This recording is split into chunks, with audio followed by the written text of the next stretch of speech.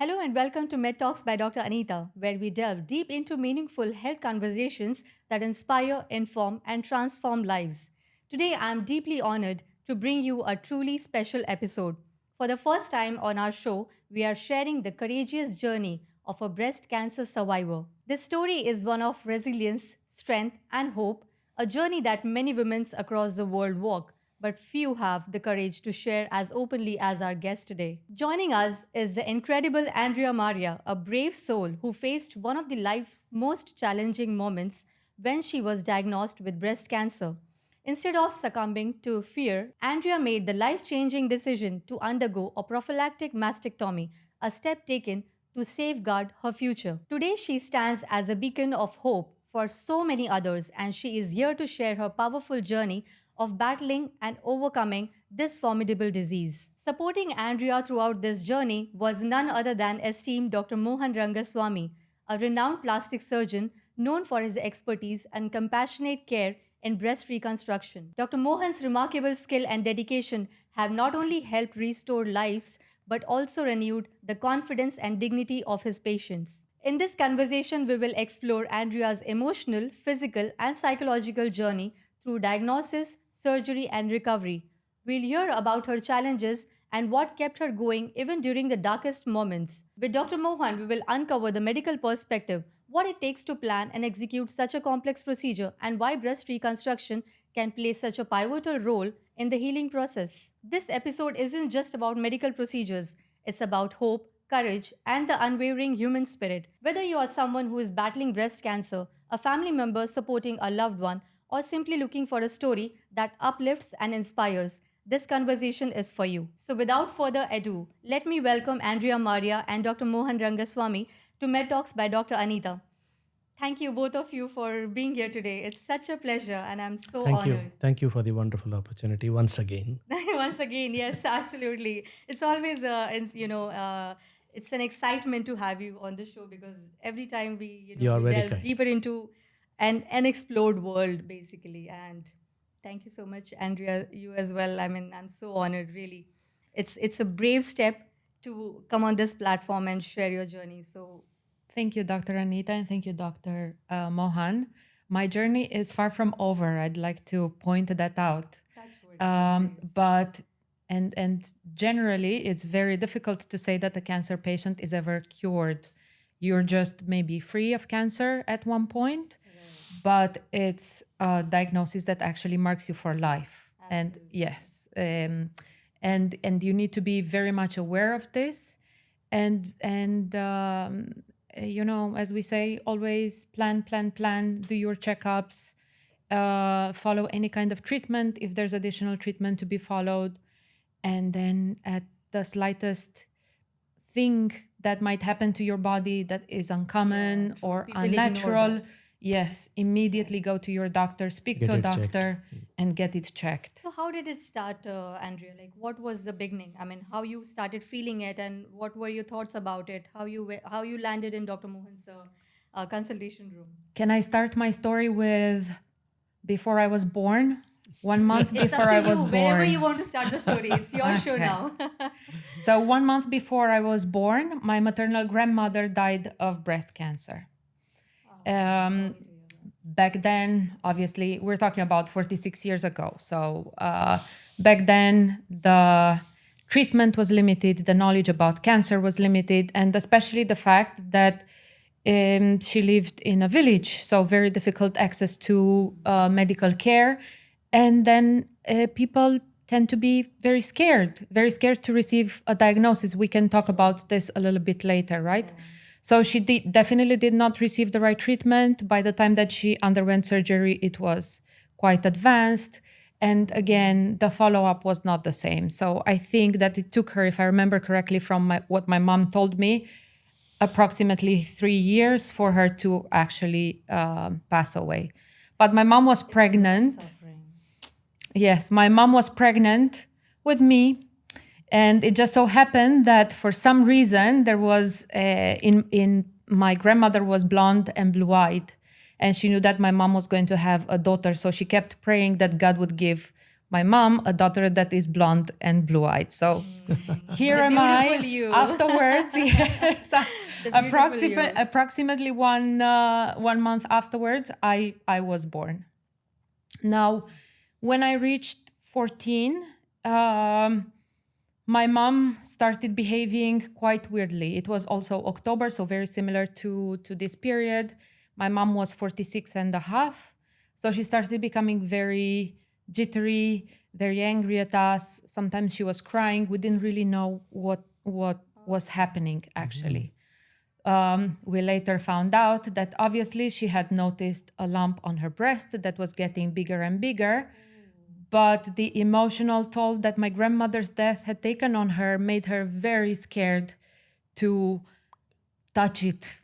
Okay. Right? There You want to start was this investigating. common myth: don't disturb it, so it's not going to do anything to you. So then one morning she goes to her work and she decides to visit the nurse. So the nurse, the minute that she saw her, she told her, "You have a huge cancer lump. I'm going to send you straight to surgery now." So it was so severe. Apparently it was even oozing a little bit, that she didn't even want to let my mom go home. So my mom got very scared and she said, "I cannot, I have 3 children, let me go home. And I promise that I'm going to go and see a doctor." So she landed with this beautiful human being, amazing doctor, who also had colon cancer in his family. So he knew a very empathetic doctor that finally convinced my mom to have surgery. They full mastectomy. It was also on the right side. Convincing moms is always difficult, Yes, even for diagnostic, investigations and all. yes. But I think that it's the human quality, because the doctor As a didn't give doctor, up on her. yes. He literally kept her in the hospital. 7 days, my mom tried to escape the hospital. Just You've trying seen to these things. explain You've to seen these her Moms are like that. They how just try to this is ignore. going, yes, how this is going to be useful for her, how it's not going to repeat the same story that she had with her mother. So she finally underwent surgery. And then one thing that was not really, or people were starting to wake up to it, but it was not really done. He took all of us into his office, but separately. So my sister and I separately, to explain to us about the importance of checkups. Back then, it's true that my sister, by that point, she was already studying in the UK. So she had started to be exposed a little bit to the fact that you need to check yourself up, and so on. That awareness was there. Yes, but I think that it's the importance of that surgeon that literally took us in, explained to us our mom's diagnosis, explained to us that sometimes it can be connected to genetics, especially in view of what my maternal grandmother had gone through, and that it was important to have regular checkups. And then he took my dad separately and my brother separately to explain the case. Yeah. So I think that humanity, that compassion, like literally won all of us over. So after 6 years, when my mom was back, because this type of disease is contralateral or tends to be contralateral, and that's why in my case it was important that I addressed it within the same surgery. She was actually so relaxed. We went, both of us, because my breasts had started to become a bit lumpy, and she wanted him to examine me. And she literally just told me, "Okay, baby, now you go home because I need to stay and have a surgery." Really. But the difference in the compassion made her, it was night and day from one surgery to the other. And yeah, then she was the regular on tamoxifen, 5 years after each of the surgeries and so on. So, and she survived. But and we're going to come back to this, the humanity of the doctor that treats you and that at the same time educates you, so you know what to look for in the future. I think that it's extremely important. Absolutely. So then 30 years afterwards, here am I. So I've been doing my checkups because, as I said, all my life I've had lumpy breasts. And I've I've had cysts biopsied and tested and whatnot. There was never any kind of diagnosis. Okay, so it was not.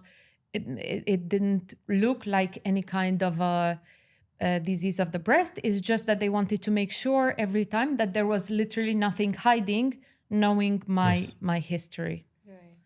So this year, the same. I went to in Europe, and I think that that's an amazingly good practice. As a standard of care, your gynecologist checks your breast, and they can also do an ultrasound on your breasts.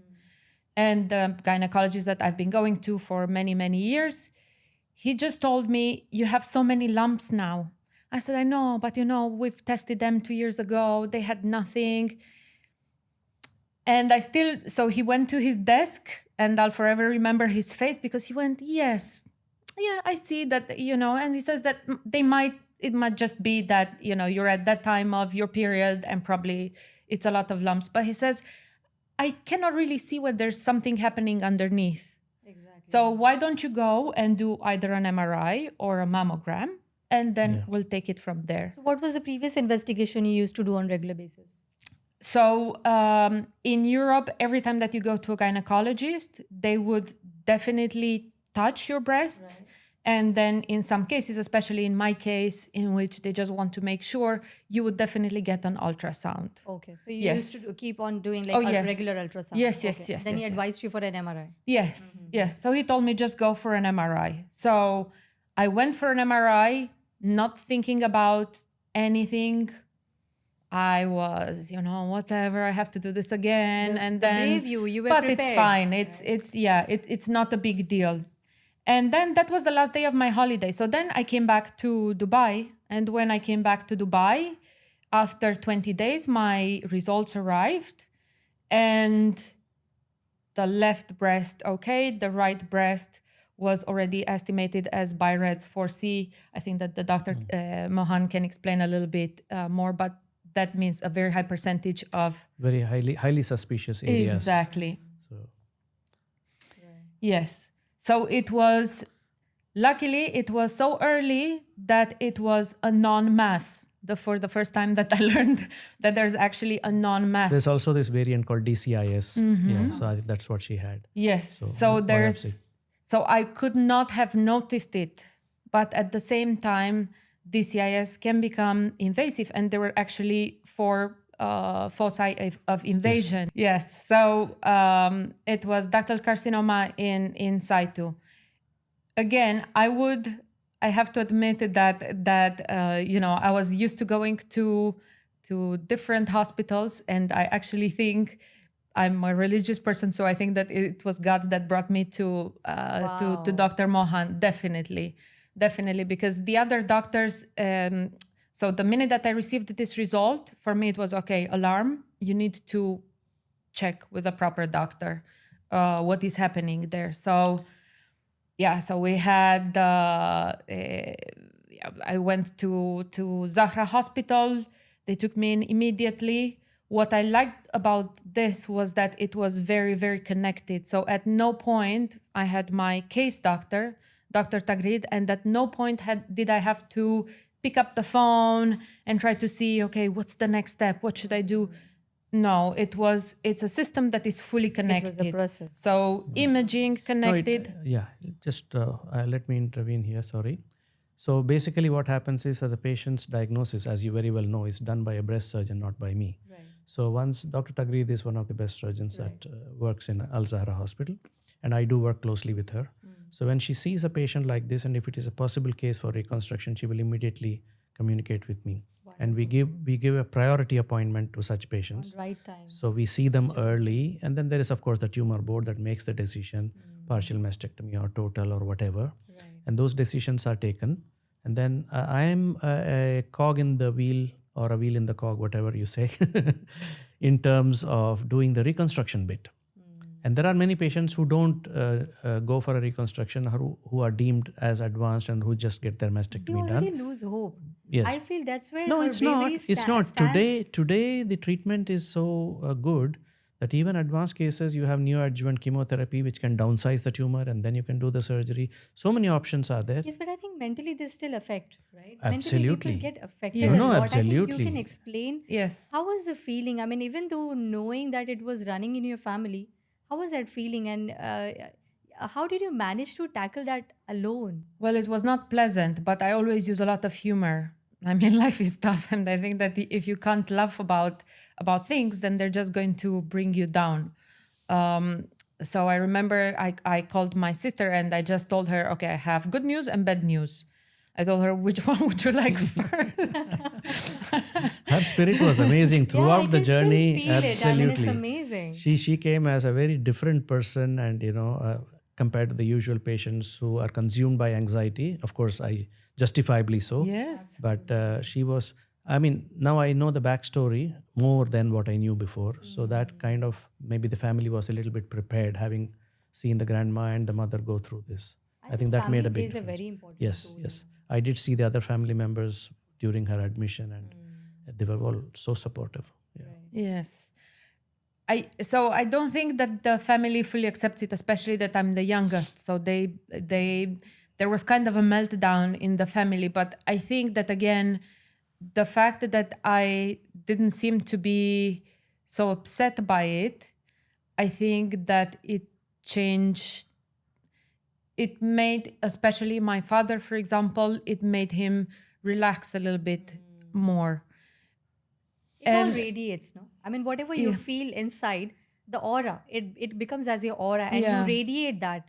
So Yeah. probably having a positivity and all that spirit in yourself will Yes. keep your environment, it will take care of your environment on its own. You have to just take Yes. care of your own self. Yes, Right? yes, it does. It does. And yeah, so what I had what I had in my mind very clearly is that, okay, this is a problem, an obvious challenge, right? But like any challenge, we have certain factors that definitely play into our advantage. The fact that it's very early, Yes. the fact that, for example, in my case, there were no additions to my chest wall. The skin was not affected, the nipple was not affected. So all of these things that, thank God, were there. So, and thank God that we live in the year that we live in, right, where there are options and then there are doctors. And then coming back to the doctors, so the minute I talked to Dr. Tagrid and then definitely to Dr. Mohan, he did take me in as a as an emergency case, and it was the end of his day. But he never rushed me. I think that he spent with me at least 45 minutes Possibly. explaining very, in a lot of detail what the options are, how big my scar is going to be, showing me photos, being interested in my lifestyle, because I think that many doctors, the problem that I see is that they just take you by the book, but they don't really. So what I always say is that they're treating the disease, but they're not really treating the person, the patient. It's a patient behind that. And sometimes, I know that the doctors want to help, but maybe sometimes the patient has a different level of, even of risk that they want to take with certain things. And it's fine to let them make some decisions. Okay, that doesn't mean that I'm encouraging that people that have cancer should not have the proper treatment. I'm just saying that, especially when you have the options, a discussion about the options is much, much better than anything else. Because I hated it when somebody came to me and told me, oh, lumpectomy, radiation, and then 10-year on tamoxifen. No. First, I don't want radiation because I think that is highly toxic. And why would I submit myself to this when we know that it can be fixed through other means? Then lumpectomy, why don't you even, think about the fact that, the size of my breasts are not big enough. What are we going to do? Just keep removing then. Again and again, you Yes. keep cutting and removing the lumps, right? It's not Until we one. destroy the skin, and then what is a good doctor going to do with that? So all of these things, I hate it when they just throw something at you and they say, that's the way that it is. I think dealing Yeah. with the emotional aspect, especially in case of cancer, I mean, This is what I'm saying. Even if you're prepared, how much ever, it still requires a lot of empathy from the Yes, it doctors. does. It And does. there are Yeah. very few doctors, I'm sorry to say, who give time to patients. Somewhere the Yes. system is also a reason. You give 15 Time, minutes time, time. time is a difficult commodity. Yeah, 15 minutes Because time, you 20 have minutes time Definitely. Yeah. slot. Sometimes people might need because 1 hour. because yeah because What what if 2 happens hour? I mean, it's about Yes. someone's life. Yes. Give them. Yes. That's very important. And very rarely you find such people. what happens Lucky you. well what happens is that okay, slots have to be given for practical purposes, 15 minute or 20 minute, otherwise you will not be able to accommodate enough number of patients and they will have long waiting lists. Right. Of course. So what I like to do is any patient who has this kind of a diagnosis, cancer diagnosis, or a difficult condition which requires a lot of talking to, a lot of concepts to be put across, I usually tell them book that patient as the last appointment. Or maybe I'm able to spend only 15 minutes with them, but tell them, look, I need to spend more time with you. If you have time, wait until I finish my clinic, then I'll take you up and then we will have a good chat. Or fix another appointment at the end of the day on my next OPD day, because I usually call them at the end of the. So then I don't have a time constraint. I'm not taking another patient's time. Nobody is waiting, so nobody is upset. So I can devote time, because once in a while, I mean, how many cancers? I'm not going to get cancer patient every day for reconstruction. So this may happen once or twice in a month. So give them the time so that they have all this information to make a decision. See, because reconstruction for breast, that's where I come in. There are so many ways to reconstruct. So we need to know, like, this has these possibilities and these risks, and this technique, the possibilities, merits and demerits, and the time taken and the cost and all those things. Right. So then let the patient's input also come in so that we can take a decision that is acceptable to her. So and it has to be a to and fro it has to be. communication. It has to be. It cannot be just like, okay, this is what you have to do, and then khalas. It has to be. It has to be. And plastic surgery, as we discussed last time, there are always, for one problem, there are multiple options. Yes, true. Yes. So then I think that we had a second consultation for sizing. And so on. Again, he booked me in his lunch break, and I felt so bad afterwards that he told me that he had his lunch break. And I think that he spent with me like 1 hour and 15 minutes on that occasion. So even longer, again, although he had explained to me, because I think that Dr. Mohan understood the fact that first time you're a bit shell-shocked. Things don't go in. Yeah. So he explained to me again in full detail that the procedure that we had decided upon, which was prepectoral, so not under the muscle. Yeah, under the muscle, not disturbing my chest muscles. And then it was a discussion about implants.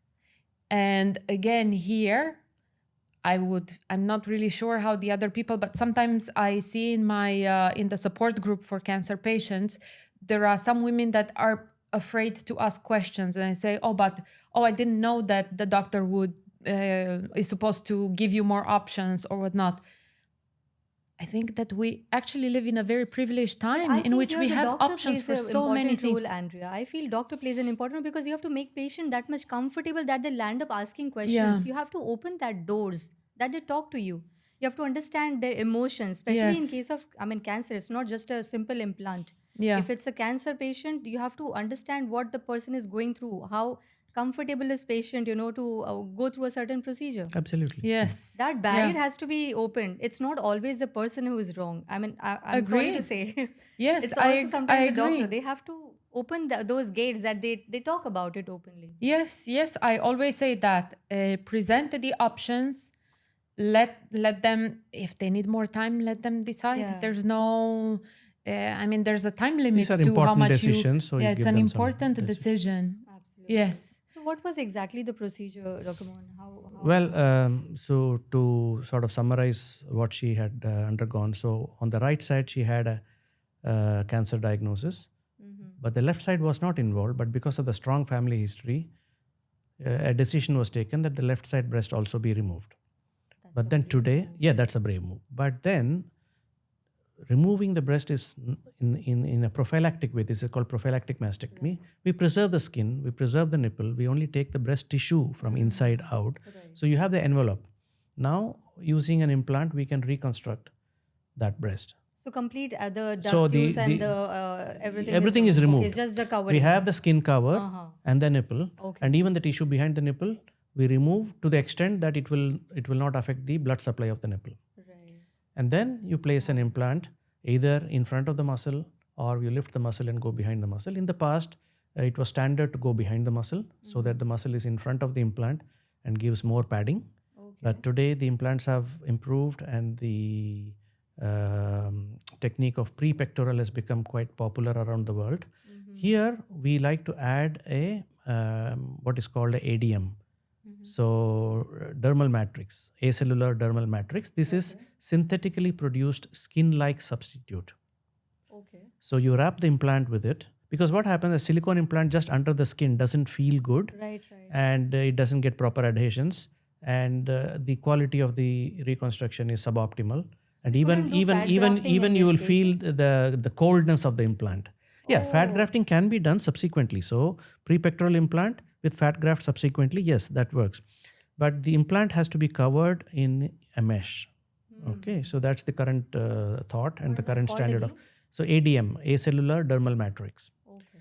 Now there is a type of implant which is coated with a PU foam, polyurethane foam. So it already has the coating. So then we can skip this ADM.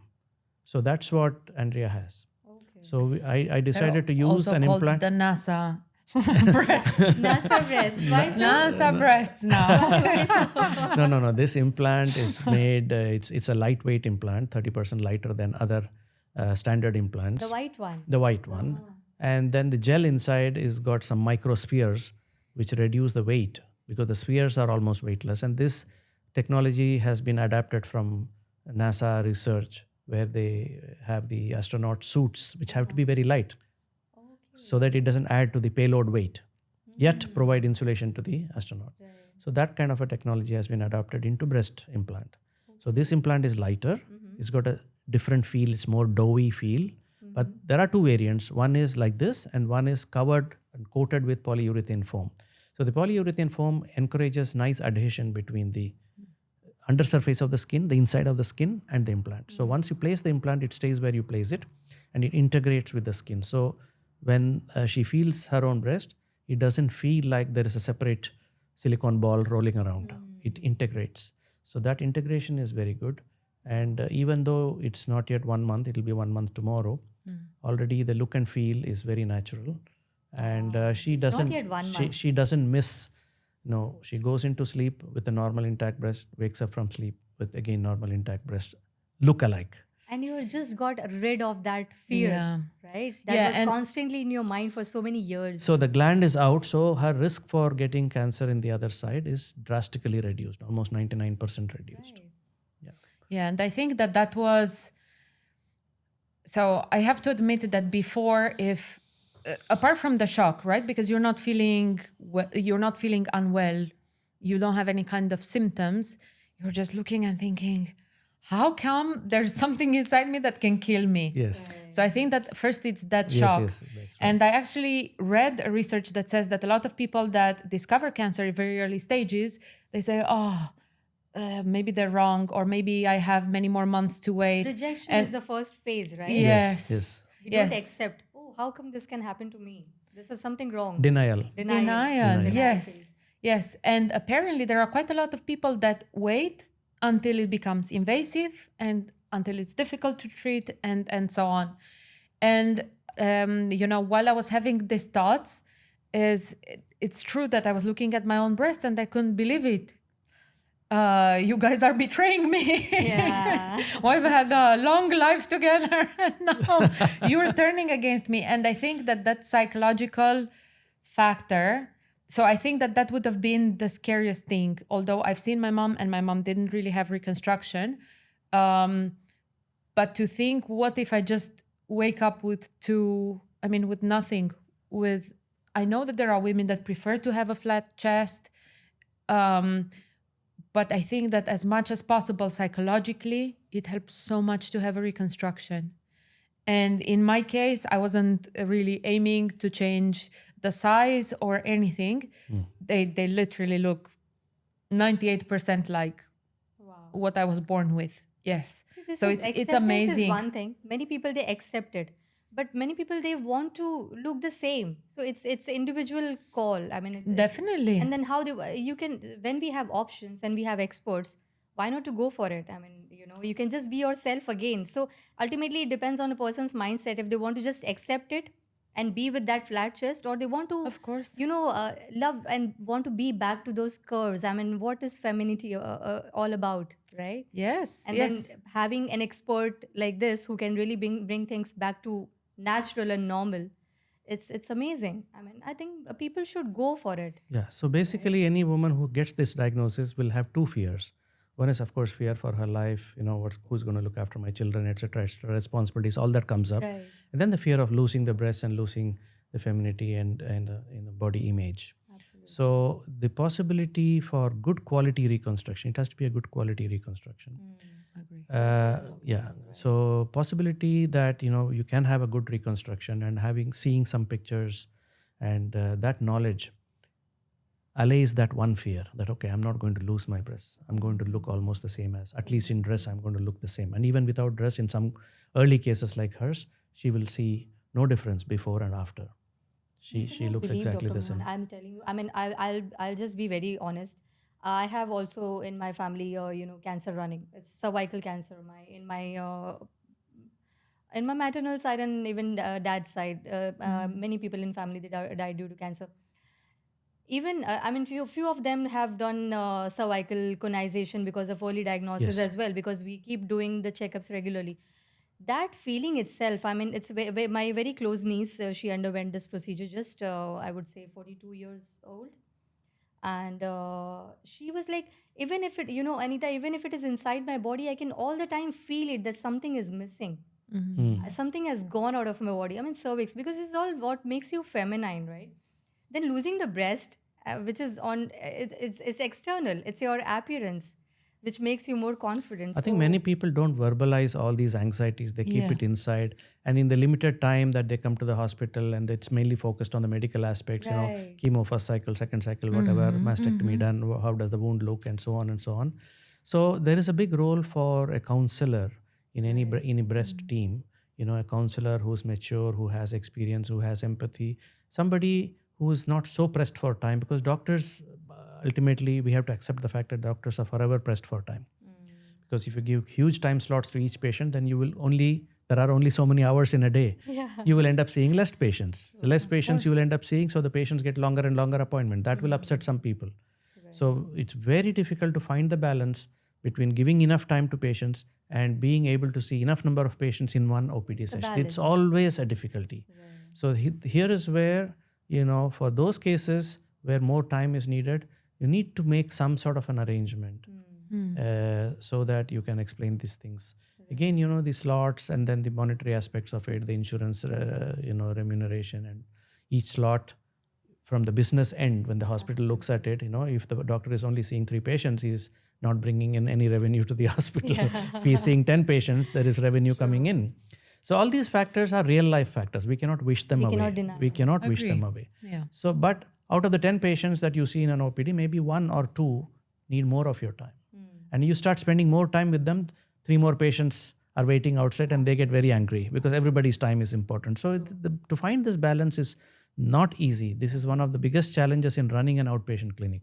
So I generally tell the patient, okay, look, I need to spend more time with you. I cannot do right now because your slot is over. Come at the So end of come the at the end of the day. Well, then We'll that sit case, till the OPD closes for you. of course, it takes my time, Yeah. but it's okay. It's okay. You go home half an hour later. Yeah, It's okay. true. It's okay. But I want to understand, Andrea, from you, if you would like to share what was that one thing that kept you going and kept you motivated, that I want to fight this. It's okay if I just prophylactically remove one of the breast which is not affected at all. What was that one thing which kept you going strong-headedly, that I'll face this, because you were all alone, handling all this chaos? Yeah. So I think that on the one hand, it's definitely fundamented on your own view of life and your own beliefs. So that's very important. And in my case, I'm a practicing Christian with very strong beliefs, and I knew that God was in control. right? And if somebody that is much more powerful and wiser than you is in control, then of course you need to do your part. Absolutely. But there's no such thing as making such a bad decision that, the most powerful being in the universe would say, oh, she caught me unawares. I wasn't really sure how I was going to react to that. So that gave me a lot of comfort. So then I knew that, okay, I have these options. In my mom's case, it was contralateral. It's very likely that in my case, although genetically, by the way, genetically I'm clean. But it's just one of those things, right? So although I knew that it has a high probability that it's contralateral, and I didn't want this headache. So the years that I've got left, I don't know how many or how few, but I want to live them with a certain sense of relief. Yes. That at least what was in my power was done. Because that's the only thing that we can control. do What's in just our our power, part. right? So in my power, it was definitely to have them, to have the prophylactic. Yeah, surgery on Gives peace of mind. the left Prophylactic side. mastectomy gives peace of mind that the other 50% with an identical risk actually, because genetics affects both sides. Affects both sides. Yes. And So more and more prophylactics are being done now, especially because the diagnosis is picked up early. We have the genetic testing, and then we pick up those people who are at higher risk, and then a prophylactic is offered to them. Especially so because the threshold is a bit better now or less now, because earlier, if you recommend somebody for a prophylactic, obviously she's going to be concerned about the cosmetic outcome of the reconstruction. Now, since the reconstruction has reached a high level of perfection, therefore, prophylactic is more easily recommended. And here, there is no radiation involved. See, her cancer was early, so definitely there's not going to be no radiation. And in prophylactic, there is no radiation because you're taking it out before the disease. So the thing is, radiation is a double-edged sword, like we discussed last time. Of course, it is essential to control more advanced cancers, but unfortunately, it does a lot of damage to that area. And then the reconstruction becomes more challenging. If I do the same reconstruction, what I have done for her, but if there has been radiation, then the capsule that forms around the implant is hard and the breast is not soft. Everything goes hard. So this is where, I use fat grafting to soften it up a little bit, and fat grafting comes to the help. There, of course, we go for natural tissue reconstruction at a later stage. If this tissue becomes too hard, then we need to use tissues rather than implants. So there was a period of time when reconstructions were done with implants, and then the pendulum swung towards tissue, especially in high volume centers where there are good team of plastic surgeons and they can do autologous tissue reconstruction. Even today in many centers where autologous microvascular reconstruction is very commonly done, which means taking tissue from the abdomen and transferring it to the breast and attaching those blood vessels under the microscope. So you can reconstruct a full breast. That is now the gold standard. That breast, from a flat chest, you can go to a full normal looking breast, which is soft, made of own tissue, warm, everything. But that requires a team, it requires a lot of expertise, and it's also a risky procedure. If it fails, it can fail totally. So implant is a simpler option, right? So the implant did not give very soft and very good looking breasts, but that has changed now with the prepectoral, with the ADM mesh, with the addition of fat grafting, especially in those cases where there is no radiation. So the pendulum is again swinging to the middle so that the implant-based reconstruction and tissue-based reconstructions both are in vogue. So we pick and choose in which patient we want to go implant-based and which patient we want to go tissue-based.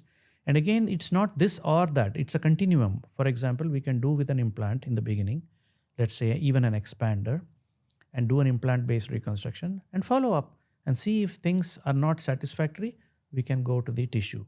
So the tissue-based reconstruction is kept as plan B. So plan A would be to use an implant. Now in her case, what we have done is called direct to implant. If you do the mastectomy, you put the final implant. Done in one stage. That is called DTI, direct to implant. But more commonly, the mastectomy is done. Maybe this person is going to get a radiation, maybe not. We don't know at that point in time. So we put in a expander. And here, all the skin and nipple is intact. In many cases, the nipple and part of the skin is removed in a more advanced situation. So we have less skin. We need to expand that skin. So we put an expander. So it's like a silicone implant, but empty. So we can go on filling that with saline, and it blows up like a balloon gradually, and then you get more skin developed over the next 4 months. And then we can place it. At that point in time, we can either go for tissue or we can go for the implant. We usually go for the implant. Prophylactically, it's so much better, It is. right? It's Agree. so less aggressive. I mean, I can say it's making me sound that she has got rid of so much of suffering at a very early But it is for phase it is for because people of who have early a high risk. diagnosis. High risk. High Yes. risk. It's beautiful. But then there's a myth that implants, like who are prone to have cancer, breast No. cancer, they This has can been proven. increase the risk of cancer. No, absolutely no risk. So this has been proven time and time again that breast implants are not associated with the risk of breast cancer. For example, somebody who's just getting a breast augmentation done, she has her own intact breast tissue. So her concern, of course, natural question many of them ask is, can this promote cancer development? So the answer is no. Any This of has the any of the implants. any of them. So this has been studied again and again. But then we talked last time about what is called the ALCL, which is a rare cancer, not of the breast, but of the lymph nodes, which has been associated with a coarse type of implant, an implant which has a coarse texture. Surface. Yeah, nowadays we are not using these coarse textured ones. We are using fine texture, micro texture, or smooth. These are not known to be associated with this rare condition called ALCL. And the coarse implants were also from a particular company. That company has now discontinued producing implants. Somebody who has those kind of coarse implants, if they are worried, they can come for a change of implant, and that's simple. So this can stay for like forever. Her implants are special. They are the latest ones, and these can stay for a long time. I mean, the company says it can stay forever, but I would say 15 years and keep checking after that. If there is any spot of trouble, change it. But for all intents and purposes, according to the company literature, this need not be changed. These particular implants need not be changed. So how important do you think, Andrea, it is that people should get their checkup done? How much they can really get away from sufferings? I think that it's very important. The pain that I went through, it was minimal, and it's incomparable to the pain of a body that needs to be submitted to high toxicity, high radiation, and just Major gets surgery, more messed major. up, major surgeries. I've seen that in my mom. My mom had glioblastoma, and that's how she passed away. And I know how all these treatments ravage the body. So I would encourage everyone, because again, I had a lot of friends, some of them that said, okay, I'm going to get checked up. And a lot of them that said, I'm not going because what if they discover something? Well, now's the time to discover it. Not when you do not have any options. Not when you do not have any options, because when you reach that point in which you submit your body to so many treatments and they're so horrendous, what a lot of people do not know is that there's 40% of the patients that actually die from the side effects of the treatments, not only from the disease. So there's such a fine line because there's a lot of toxicity. So the earlier that you can identify a disease like this, a cancer, by all means, identify it, do your checkups, any kind of worry, just go and sit down with a doctor and do your ultrasounds, MRIs, mammograms, whatever is required, just do them. It's going to take very little of your time, very little effort from your side, and it's going to give you peace of It's mind. widely available. Yes, And these things exactly. are widely available. There is a clear pathway. There is a triple diagnosis from the radiological point of view, clinical examination, and biopsy. So everything is well established. People just they want to ignore And so the it should be. the fear of facing Yes. it. But they don't know that they will land up in a bigger trouble if they keep ignoring it. Of course. I mean, see, course. the reason, I have seen so many cancer survivors, definitely they go through a lot of complications and Yeah. sufferings because of radiation and long-standing treatment and then metastasis, a lot of stuff, as you know. But then somewhere they chose this journey. I'm sorry to say, right? Maybe they ignored it. They didn't pay attention to those small signs and the symptoms. Yeah. And they chose it, but you chose to take an early action and get rid of those sufferings. So Yeah. that one wise step will keep you away from all these sufferings, and that's really possible. Yeah, right? to be honest, with respect to breast cancer, there are usually no symptoms. So even if there is a lump that is felt, the lump is not painful. So it starts with self-examination, and I think So there is no pain. here I can talk about breast self-examination, which has been widely published already. Many women know this, but again, in the first week after her periods, a woman should follow. And in the internet, you can find the technique how to examine yourself. Have the hand behind the head, have a little pillow under the shoulder, use your flat of the other hand, systematically feel all the quadrants, look at yourself in the mirror, put your arms up and look again if some part is getting retraction. All the steps are there, easy to find out, easy to learn. So I urge every woman to do breast self-examination in the first week after periods. Why first week after periods? That's when the breasts are softer. So many women, their breast becomes more firm, more nodular 1 week before period. So that's not a good time to examine. It'll be confusing. So the week following periods, the breast is in its best, softest. 1 week after the period stops. Periods finished, and the 1 week, within that 1 week, say the following day, let's say. So make it a routine, write it in your mobile to remind you. It takes 5 minutes. True. Yeah. And if you do that every month, you know what your breasts feel like every inch. You know it from your memory. Absolutely. So you would be more sensitive to. True. And the woman can feel it with her finger and feel it internally in her own breast sensation if there is a lump. Right. Okay. So in fact, in one of the school students' project, there is a girl that got the first prize for making a model to teach people how to examine. Really? Yeah. How So does that work? so she made a breast-like thing and put a marble inside it, and with different size marbles, you can feel it, and then whether you feel that lump or not. That's sort of just simple teaching aid. High school project. Right. High school project. That's wonderful. So that's what you have to do. And if your self-examination reveals something, go fix up an appointment with the doctor, Exactly. get your ultrasound. Apart from this, annual ultrasound. Apart from this, it used to be mammogram, but now mammogram also gives radiation to the breast. So in the majority of cases, you don't need to do mammogram every year. You do a mammogram and ultrasound after 40 one time, and then the mammogram, depending on the risk stratification, can be done once in 5 years. But the ultrasound is done annually, or if there is any suspicion.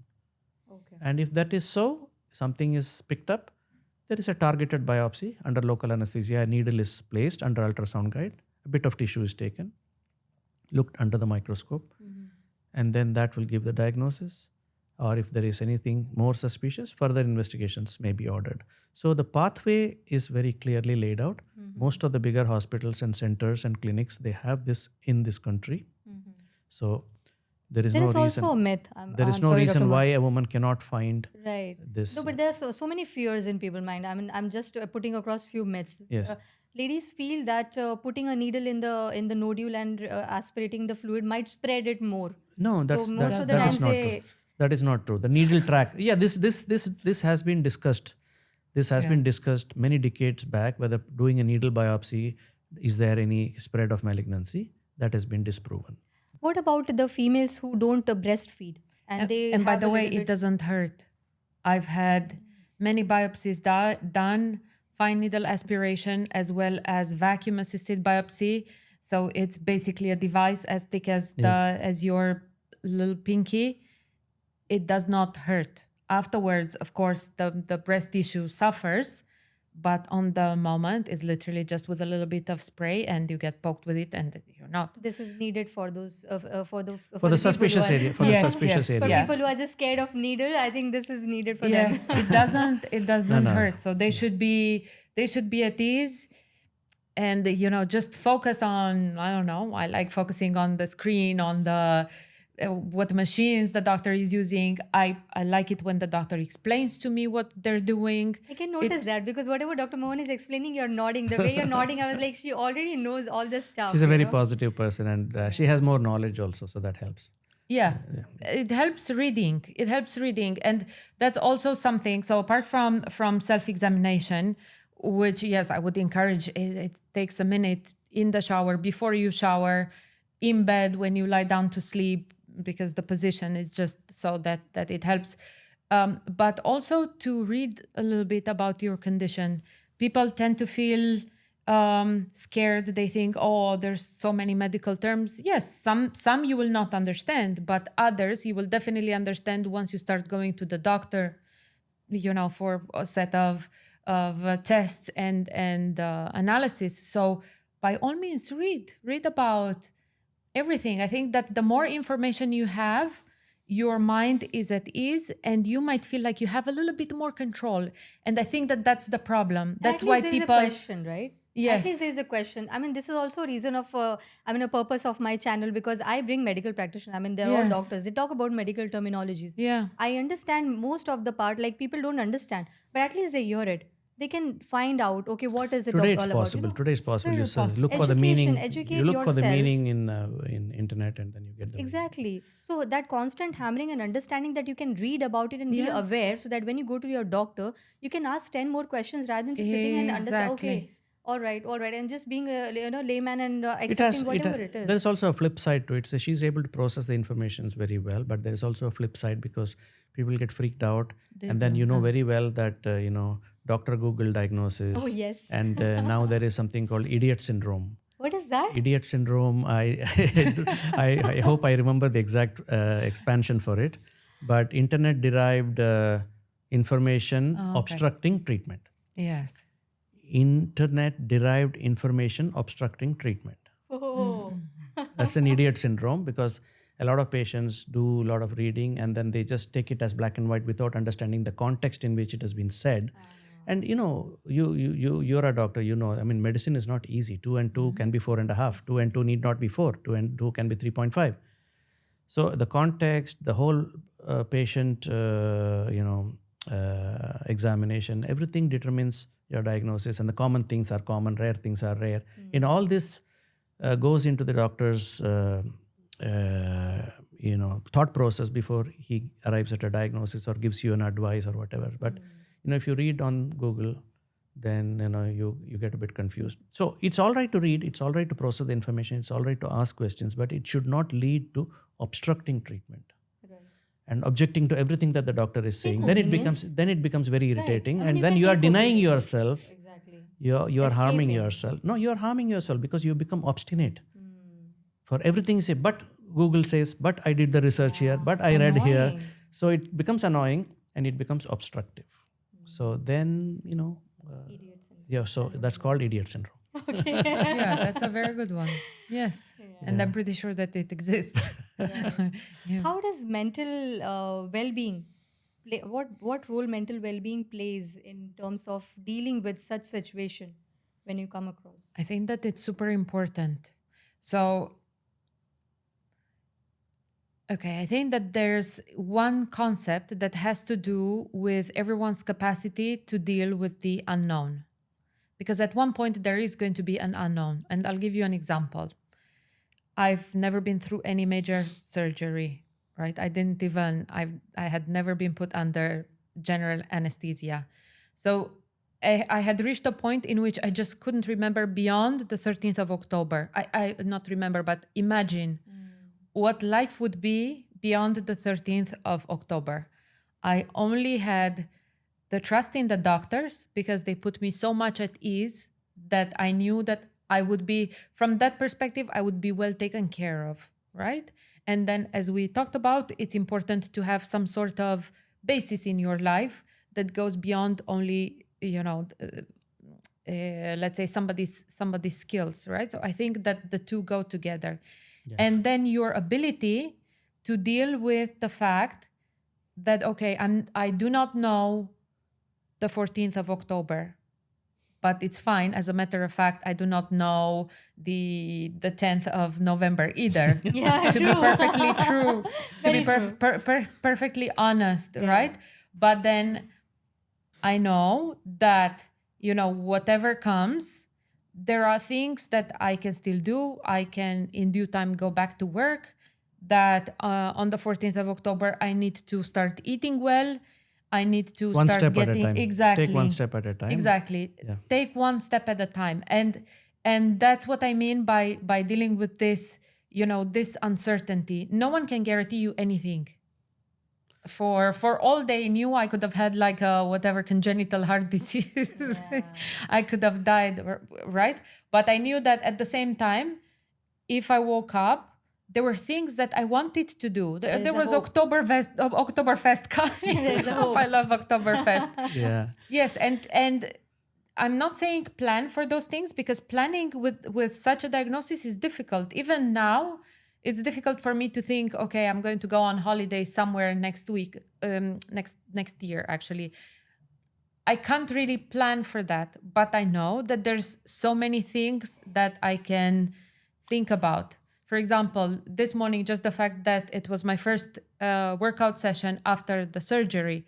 Isn't it amazing that, yes, I am a bit out of breath. I do have limitations on the exercises that I can do, but isn't it amazing that this body still functions properly in most of its areas? Yeah, you will get your fitness back soon. Yeah. Definitely. Yeah. See, I think one of the things that also helps in the early period is pain control. And I take a lot of attention to give them good pain control. Preemptive analgesia. So I use long-acting local anesthetics before even starting the surgery. So that helps a lot because, patient wakes up, doesn't have much pain. Already half the confidence is there. Definitely, yes. Okay, it's not been so bad. I've recovered well. And I remember in was the evening when I came, I was impressed with her and she was impressed with the surgery. So it was. So I said, "Have you had surgery really?" She said, "Doctor, I don't know. I don't feel like I've had surgery." So. But then your family was great. I mean, your sisters were there. And there was a gala atmosphere in the ward, which was again a pleasant surprise to me, because in the evening when we go, usually there will be hyper anxious people, hyper anxious relatives. But here everybody was so cheerful, and it was like a birthday party going on in her room on the very evening of the surgery. So that was first very I told amazing. them, don't just wait here around fretting your hands. Go and have a proper lunch. I'm paying for it. When I'm done, come back. And I think that was important. And the fact that even the days leading up, so on the last day, I went out with my sister.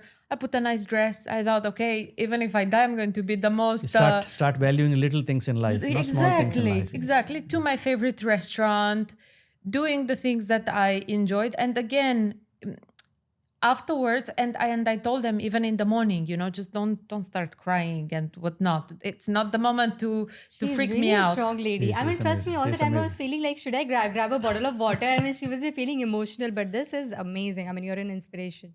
Thank you so much. Wow. I don't really intend to be an inspiration, but I think that life is anyway difficult. So why make it more difficult by fretting?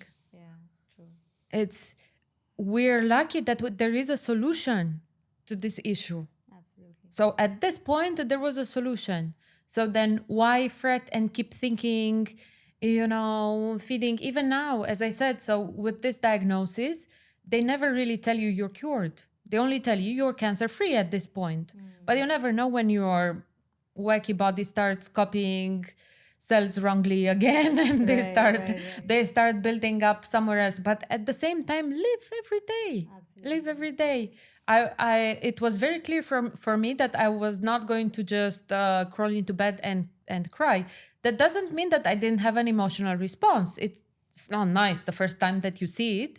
It's not nice. And I remember that even Dr. Tagrit, she was very worried, and she told me, "Can you come in now, because we received your tests. We'd like to discuss them." I said, "It's okay. I've seen my tests. I already know." So tomorrow, let me. It was one of my friends' birthday parties. I said, "Now I'm at a birthday party. I prefer to enjoy this. Tomorrow we'll come and we'll discuss about the solutions." And she told me, "Okay, that's wow." Yeah. Beautiful. So it's solution oriented. And then one of the things that we tend to associate pain with a bad thing. And actually, some time ago, I read many years ago, about the importance of pain in our life. Not only medically, because it alerts you that something is wrong in your body, but then pain is also good for growth. So, okay, I wasn't really planning on that, but maybe this one, whatever I have, is here for a purpose. It's for growth. It's exactly like in the gym. in the gym? Is my trainer secretly hating me when he's telling me, no, you need to finish Two more, your... two yes, more, two two more. more, Is two he more. hating me? No, he's not hating me. On the contrary, that is for my your betterment, for my for your exactly. growth. True. So if you take that, if you think about Makes you about stronger. life in that way, yes, it definitely makes you stronger. And then so what I liked is that literally whatever Dr. Mohan told me about the surgery before, it literally happened. He told me that evening you're going to have to get up. He came shortly after, made me get up. Everyone was like, They made you walk around, yes. why is she getting up? The fact that he told me that there's not going to be that much pain fully after 3 days, I didn't even have to take any pain medication, not even like a Panadol. There was After 3 no days? need. Yeah. It was pain-free? And I think it could have been even earlier, but just because I was still in the hospital, they were feeding me through the tube. I mean, they were giving me IV, but no. So one of the advantages of going in front of muscle is pain is less, because when you lift the muscle, then they tend to have more pain. So pre-pectoral is more comfortable. More comfortable. Yes. So literally everything went by the book. We were obviously afraid. There's always side effects. So we were, making sure that everything in was good getting hands, a good trust me. color. I know. In the best of hands. In the best of hands. I couldn't speak more highly of Dr. Mohan. And again, what I wanted to say is that the minute that you were the first surgeon to see me after the surgery. So all my friends and my sister were there. So after you left, they said, "Oh, you're in good hands," because the way that he gave instructions, that he told me this and that.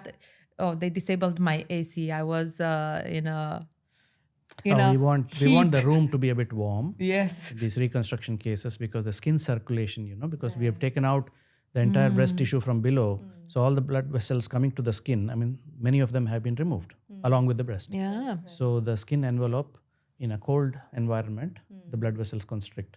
And so we are concerned about flap circulation. So we need to keep the room warm, make sure that they drink enough fluids, basic precautions. Yes. Wonderful. And by the way, one of my good friends, he's a pediatric cardiosurgeon. When I told him about my entire experience, he told me it seems like you had a very, very special doctor, because he says that's what, like heat therapy or maintaining a person in heat when the body needs to start working in certain ways. That's what's always recommended. So definitely by all means, and an amazing experience. Although I hadn't really asked for it for this year. You said all yourself. I was about to ask in few words if you would like to say anything about the overall experience with Dr. Mohan. But you said yourself it was Amazing. I wouldn't. So at this point, I wouldn't doubt recommending him. I wouldn't doubt if he told me you need to go under the knife again at any point. It should not happen. It should No, not it should happen. hopefully. Yes. It should not happen. I know, but we have yeah, a you program never of know. doing some fat grafting to improve further. Yes. Few months down the line, Looking we forward can to that. improve it even more with fat grafting. Yeah. But it looks perfectly natural. It feels like a normal tissue, so it's warm to the touch. I have quite a lot of feeling, and I think that's It's gonna improve. yes, that's going The to next improve. in the next 4 months, you will get back much of your feeling. Yeah. Yeah, which was one of the worries. So everyone had warned me in the beginning. So Again, literally, fat grafting helps. I've had many women voluntarily tell me that now my sensation is better. Those that didn't have sensation in certain parts of their breast skin or the nipple, when we do fat grafting, excuse me. So this was actually unexpected advantage, but it looks like the fat acts as a pathway for the nerves to grow from the periphery, regrow into the supply area. Get the sensation. Yes. Wonderful. That was such an amazing time with both of you. It was great having both of you. Honestly, I'm so obliged and I'm honored that you were able to share. You took out your time. Of course. It's not even a month, to share your experience. And I hope our listeners, they get a bit of awareness out of this session that early acting and not escaping is actually what is most 100%. important. early So as step. as I said in the beginning, hope for the best, prepare for the worst. Yes, yes, So if you have you're to be mentally prepared, prepared rather than then escaping, and you things get yeah. in worse situation rather. Yeah. Yes, and I would add, go with a doctor that you trust, and by all means, do not neglect the plastic, the form, not only getting rid of The the tumor. beast. True. Trust me, he's third time he's coming on my show. I mean, I'm invited him, Yeah. and I'm so glad and thankful to him that he takes out time to come on my show and talk about all this. The reconstructive aspect of plastic surgery. It's amazing. Amazing. Yes, I can't it brings recommend it. smiles on people's Yeah. face. Wonderful. Thank you so much once again Thank for you very coming on my much. show. Thank you so much. Thank Dr. you. Thank you. And thank you for you. coming, Thank you. Andrea. Oh, you're too Lovely. far. Thank We'll you get so a bit much. now. Yes. Thank you. Thank you so much. Thank